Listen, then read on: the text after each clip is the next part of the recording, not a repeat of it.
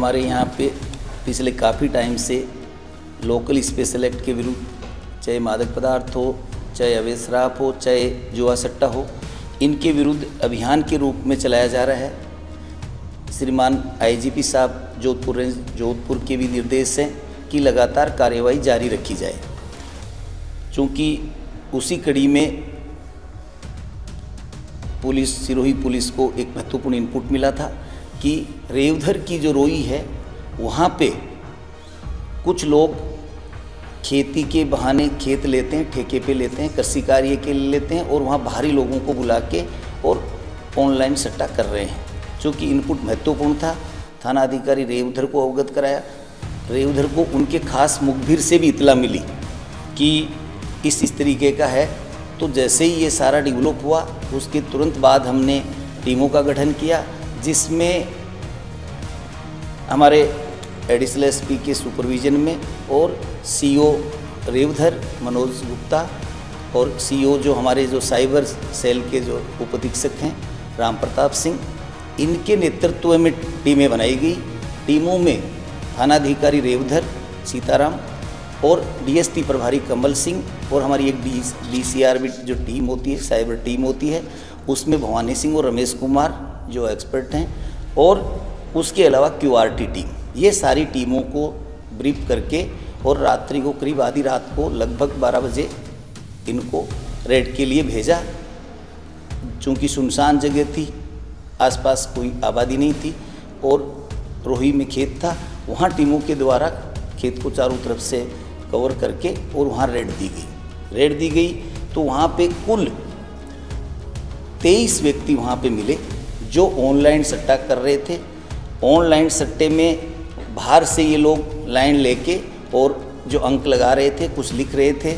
जब इनसे पूछताछ की गई, पूछताछ में ये आया कि ये सारे के सारे सभी 23 व्यक्ति बाहरी हैं, जिनमें से ज़्यादातर तो गुजरात के विभिन्न ज़िलों से हैं, कुछ महाराष्ट्र के विभिन्न ज़िलों से हैं और राजस्थान में उदयपुर और सलूम्बर ज़िले के पाए गए। यहाँ का लोकल उसमें सिरोही ज़िले का कोई मौके पर नहीं मिला। तो टीमों के द्वारा जब उनसे पूछताछ की गई, थानाधिकारी रेवधर के द्वारा जब डिटेल पूछताछ की गई तो और उनको चेक किया गया, तो उनके कब्जे से वहाँ पे 5 लैपटॉप मिले और 43 मोबाइल फ़ोन मिले तथा 23 कैलकुलेटर मिले। उसके अलावा 47,930 रुपये नकद मिले। उसके अलावा और कई तरीके की सामग्री जो जुआ सट्टा से में प्रयुक्त होती है वो मिली। टीमों के द्वारा प्रभावी कार्रवाई करते हुए सारे जो मटेरियल्स था उसको जब्त किया और जो मुलजिमान थे, आरोपी थे, उनको मौके से गिरफ्तार किया गया। थाना रेवधर में इसमें मुकदमा दर्ज किया गया है और इसमें अनुसंधान जारी है। इसमें जो मौके पर जो इलेक्ट्रॉनिक गैजेट्स मिले हैं हमारे को, उनका जो डेटा है, उनका तकनीकी विश्लेषण है, मानवीय जो आसूचना है और पूछताछ जो आरोपियों से अभी चल रही है, उन सब के आधार पर ये कहाँ से संचालन हो रहा था, क्या कार्य प्रणाली थी और इसमें कौन कौन लोग और इन्वॉल्व हैं, उन सब का अनुसंधान से खुलासा किया जाएगा। सर, ये हुआ जो है बताया जा रहा है पूर्व विधायक जगसीराम कोहली का नहीं, इस तरीके का अभी हमारे उसमें नहीं आई। जो पहले जो मुखबिर ने भी हमारे को ये बताया, ये जो कुएं जो खेत जो ठेके पे ले रखा था, कृषि कार्य के लिए रखा था, वो उदयपुर का निवासी है जिसका नाम है भंवर गिरी गोस्वामी है, पुत्र लक्ष्मण गिरी है, जाति गोस्वामी और चंदोड़ा, उदयपुर जिले के चंदोड़ा का रहने वाला है। ये पहले से इनपुट था कि ये व्यक्ति वहाँ बाहरी व्यक्तियों को बुला के और कर रहा है। अभी तक हमारी जो पूछताछ में हमारे किसी में लोकल किसी का इन्वॉल्वमेंट अभी तक नहीं पाया गया। खेत मालिक का या खेत जो भी रिपोर्ट के आधार पर रिपोर्ट लेंगे तब पता चलेगा खेत के बारे में। लेकिन ये जो संचालन करने वाला व्यक्ति है, जो इसने ठेके पे ये खेत ले रखा था, कृषि कार्य के लिए ले रखा था, उसकी आड़ में कर रहा था।